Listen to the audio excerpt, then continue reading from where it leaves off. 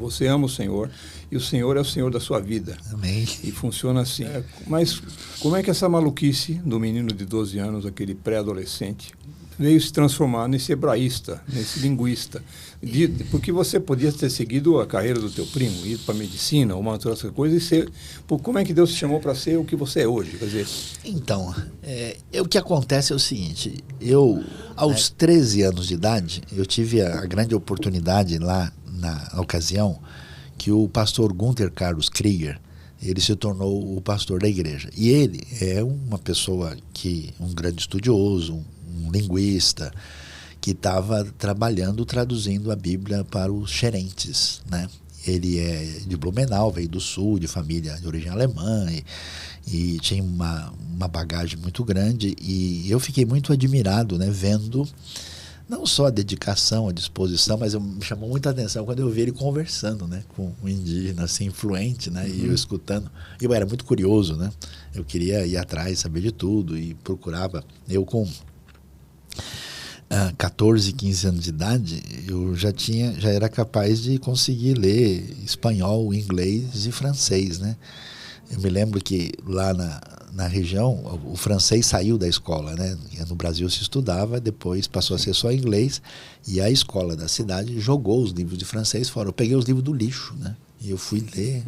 Estudar as gramáticas francesas. Por minha conta, né? Eu ficava ouvindo via ondas curtas, rádios estrangeiras, para poder acompanhar inglês. Eu consegui ler o livro da história do Mowgli, quando eu tinha 15 anos, do Rudyard Kipling, The Jungle Book, né?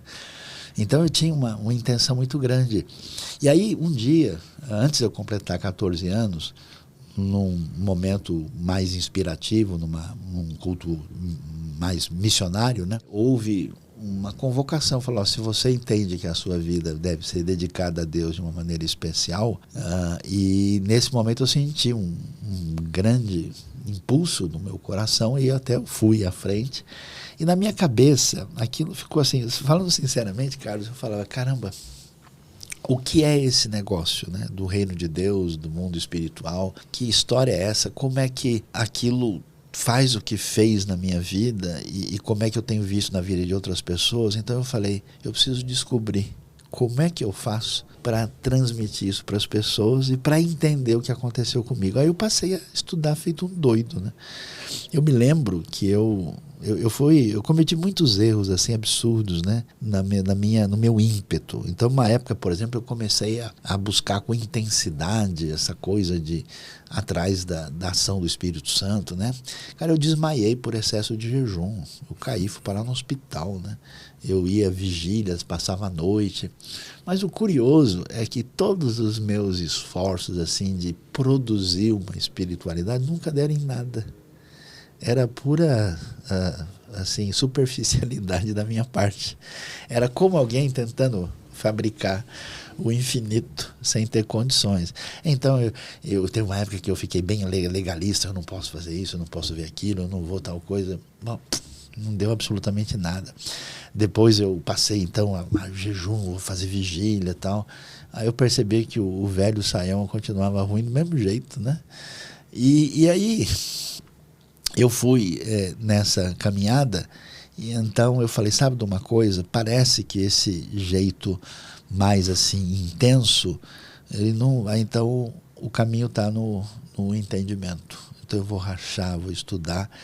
E eu tinha até, você falou, né? Pensei, olha, acho que eu vou seguir ciências exatas, porque eu tinha facilidade com matemática e tal. Mas aí eu falei, puxa, mas se eu de fato estou interessado em servir a Deus de uma maneira mais intensa, eu acho que eu preciso ir para essa área linguística, porque eu quero entender a Bíblia mesmo, né?